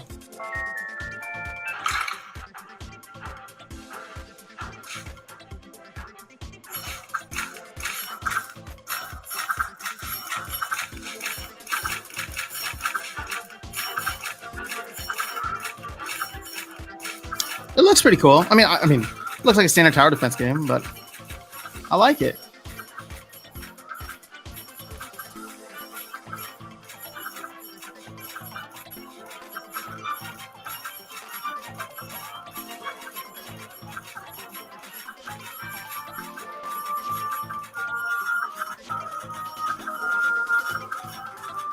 All right. Seems pretty awesome. Hopefully you guys like that. Let me get out of this. Let's go back to... Thank you for sending that, IcyFlow. Stop screen. Present. Are we in maintenance yet?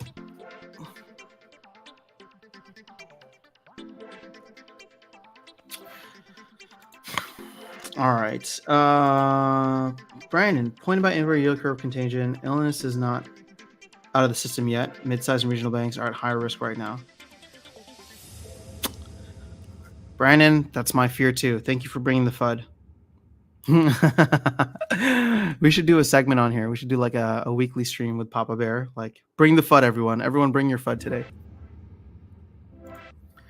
TD should be all right. It always depends on the reward system. Yeah, I mean, here's the thing. Like, I'm not even like as excited about that. Like, I mean, I think the rewards are going to pay out okay. It's like 1 million SPS per month, and if you get most of the Splinterlands players and new people coming in, that's going to be diluted very quickly. But I just want to have fun with the game. I think it'll be great for like actual community interaction, stream engagement, stuff like that. Like, I love the idea of like participating with the stream and being like, all right, let's hold a poll now, right? YouTube doesn't really do this, but Twitch is great for it. Where it's just like, do we go for more? Like, do we double or nothing, or whatever the system that they're planning to implement is. Is it weird that I've never heard of tower defense before it became a possibility in SPL? Really? Like, you've never played like the genre of games? I guess I don't know if it's weird, but I feel like I've always come across random games that are like tower defense themed. At least yes, because since you have to stake cards on towers, it have to be better than renting these cards or using them on land for staking as well. Yeah, I really hope the staking cards on towers thing goes live ASAP. If that's something that's like, oh, this is a Q3 thing, then I don't know if we're gonna feel the effects. It just won't compound on the effects. Like land, we'll see how much land we'll do. But should be a good time regardless. I'm excited for Q2. This is the only card game I've ever played. Interesting. Okay. Well, then you are new to this whole world. I'm actually excited for you to try tower defense, because I would say that I get more addicted to tower defense games than I do card games. And I mean, Splinterlands is fun. I'm addicted to it in many ways, but I'm excited to try a tower defense game within the Splinterlands universe, because I know that something like that is going to get me addicted to. All right. So Bitcoin 26. Oh, you lied to me, Gemini. You said we were 26, like 400 or something. Man, if we hit like 30K Bitcoin, that's gonna be It's gonna be like, oh, not bull market back on, in my opinion, but just like bear rally. People are gonna get excited.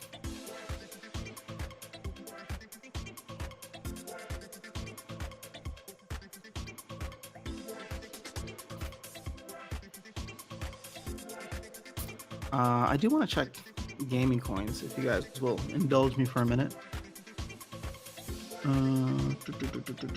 Categories.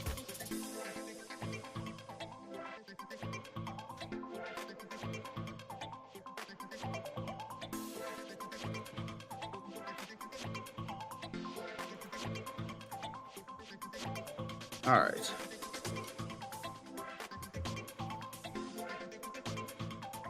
What are the ones that are really popping right now? I've never even heard of Render Token. What is this?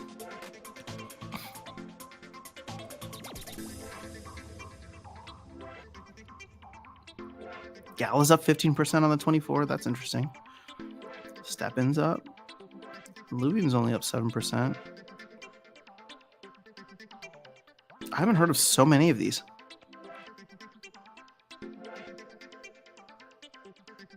I haven't heard of Marblex.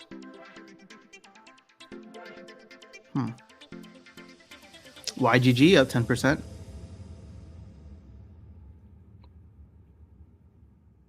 Gods Unchained. League of Kingdoms. Oh, this is what I think Rooney 207 posts about, right? League of Kingdoms. Eternity Star Atlas. Where is SPS? Did I skip it? Yeah, it looks like I did. Only at 4%. How sad.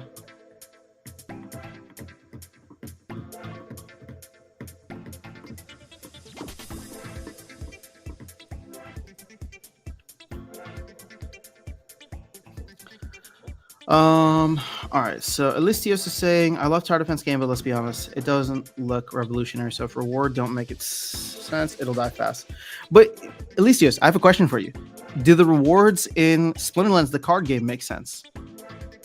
Because I would say these rewards have been nerfed way down from 18 months ago. And so the reason I ask is because I love just being in the ecosystem. So if I'm willing to play it not for the rewards and it ends up being like a fun kind of social thing, I think it could have a lot of value there. It just gives people another place to kind of spend time within Splinterlands, right? They're waiting for their energy to come back. They're waiting for delegations or card cool-offs, whatever the case is. So I don't know that it'll die, but it may not take off in the way that you're saying. Because I agree. I mean, it looks like a mobile game from 10 years ago. 26K is not bad. Been a while since we last saw 30-ish K. Yeah, it has been a while. Solving Chaos. I like TD type games. However, my kids were playing TD5 since 2012. The graphics of other TD games are better than Soul Keep. Yep.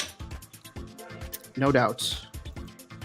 I just think Double Code needs to up their game. I know we have a captive audience, but the graphic effects are poor. I was playing TD on StarCraft back in the days. I played a lot of them over time. Wait, there was tower defense in StarCraft? What? Oh man, I've been wanting to play StarCraft 2 with Darkest Night. We were supposed to do that months ago and then stream over on Twitch where I'll do my Web 2 stuff. We just never got around to it. Elistius, the current reason I'm playing cards is for Soulbound cards. Otherwise, I'll be renting my card to be totally honest. No, that's actually good to know. But see, therefore, the rewards have value, right? So how could tower defense be designed in a way where you'd be forced to play because you can't just rent your cards out, I feel as though they said that there's going to be a lot of soulbound rewards for tower defense. But we'll have to wait and see. I mean, we just don't know anything about the game. It's kind of sad. I probably won't touch tower defense if it requires a big additional investment. I don't blame you. My hope is that my hope is that at the lower levels it'll be fun because it's going to be PvE and not PvP. My hope is that it'll be fun even at the lower levels where I could just go in and like try out some new things and I don't have to worry about like this bot on the other side, like in Bronze League, being optimized against me and me not having all the cards that I need. My hope is that like each level is going to be beatable with a combination of different towers, and the fun will be in trying to level up as much as you can with whatever current deck you have. I was back in Star Wars was a mod. Okay, nice.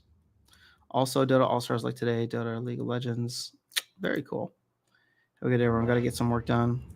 Cool stuff, Liberty guys. See you soon. I'm probably going to end the stream soon as well.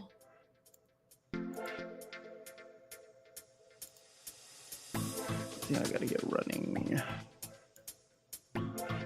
Still down for maintenance. Okay, so last note here. Last note here for folks. But I'm collecting birthday gifts for Darkest Night. His birthday's coming up next week, and I'm planning to give it to him on Sunday stream, so the usual Sunday morning stream. If you're interested, we're collecting either DEC or tower defense packs for him. Again, there's no requirement, but if you want to send just something to show any appreciation for what he's done for the channel or commentary or anything like that, feel free to send it to the Aftersound YT account. I'll just post it here, Aftersound YT. And my hope is that unless it gets like too outlandish, we'll grab a bunch of tower defense packs and pool together some resources, maybe grab another plot of land. We'll see where it goes, but I will give it to him on Sunday morning, and anybody who sent something, we'll make like a little digital e-card with everybody's usernames, just so he knows who to thank. And then on Monday, we will go through and reveal our land plots with Walking Keys and company on their usual evening Monday night stream. So that is where we are at. As of now, I am not planning a Thursday morning stream. It looks like I'll be tied up with actual Splinterlands team stuff, so that could be fun. And then I'll be tied up with March Madness later on in the day.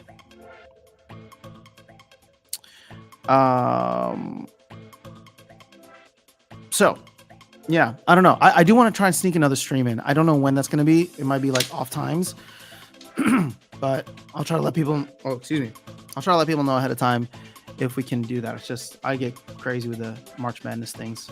I wanted to do something March Madness for the channel here, and I saw Hawks is doing something which is really cool. So if you haven't checked it out, make sure you go see Hawks's video. But I think it's going to be high level, right? It's going to be like Wild Champion League. I want to do something here for folks. And I was actually talking with someone recently, somebody who's a viewer of the channel. Like, I don't know what the team's plans are to like create some kind of like ongoing league, but I want to do something fun just for the folks here on this channel. And I think we're going to find a way to do that soon, and create a little bit of like a competitive league here and try to make it as accessible for everybody as possible. So that's the goal. I know I keep promising things, but I'm getting closer to the execution. A big part of it was actually this card set edition, where now you can create tournaments and only use like Chaos Legion, for example. It doesn't need to be modern and include Untamed. And with like Chaos Legion, it can include everything that you have, including promo, reward cards, and all that. So that was actually, to me, an underrated change that, Weirdbeard and Cryptomancer worked on. So hopefully we'll get some cool stuff happening. If we can get it in time for March Madness, that'd be awesome. But I need to finish up a bunch of things this week, and then maybe we'll get something for Sunday morning. That'd actually be kind of fun. Birthday stream plus some March Madness competition. I like to think of Soulkeeper like Splinter Forge. You added a new utility for existing SPL cards. You can add a new token this way, like how Forge did. Yeah, but I don't want new tokens. You can create a sync or new things to buy. You feel like, I don't know. I almost wonder like what it would have been like if they hadn't made a Forge token. But they have to be able to fund themselves. I'm glad that Soulkeep isn't going to come out with its own token. I want it to exist within the Splinterlands ecosystem. So We'll send you some pack your way when the game goes live. Oh, awesome. Well, thank you, Elistios. Appreciate you. Maintenance is over. Awesome. For the birthday present. All right. Well, I will make sure that gets to Darkest Night. Yeah, it should be fun. I just talked to him yesterday, and he's definitely going to be on stream Sunday. So we will have a good time then. See you on SPL TV tonight. Oh, yeah, you're right. Oh, my God, it's Tuesday. Okay, I really got to run, guys, because I got so much that I want to try and knock out. And then I got to take someone to the airport later. And, wait, hold on. My SPL stream is going to be an hour later from you because we just had daylight savings time here. Was it Splinterlands.tv? Yeah, I believe so. Hold on, let me see the schedule, and then I'll jump out. 5 p.m. Traded Glenn, no empathy. Yep, I'm at 8 p.m. I'm at 8 p.m. tonight, so I'm in a little more than 8.5 hours from right now is when I'll be live. 8 p.m. Central Time for me. Okay, that actually gives me a little bit more time to knock stuff out, grab some food for dinner, and then have fun with it. Amazing. All right, guys, have an amazing rest of your day. Looks like maintenance is over. I think it was a lighter release today, but we'll have a lot to talk about, I think, over the next couple of days. And I will try to find a way to stream maybe sometime Thursday if I can. But otherwise, yeah, have a good rest of your week. I hope the number keeps going up. And if you really want to see me some more, I will be on later tonight for Splinterlands TV. So come through, not for me, but for Ron and the other streamers on there. I mean, no, you don't have to come through for me, but go check it out. Show some support. They're really trying to get this like partner thing, which who knows what kind of effect that could have in terms of like giving them some free promo just for being a partner. But Ron and company are working really hard. I just do 1 hour a week. Everybody else is like putting in a lot of effort. So that's all I have for you guys. Be good. Hope you all get rich. Rift Summoners ready for the bull market. Let's go. Cheers to you, Elistios. Yeah, Dragon, I always have fun chatting with you guys. See you later. Man, if Bitcoin hits 29K by the time I stream tonight, that'll be something crazy. Post the VOD on YouTube. Oh, I forgot to post last week's video on YouTube. You're right. I will remember to do it. Black Coffee. Thank you for the reminder. All right, guys. I will catch y'all later. Peace.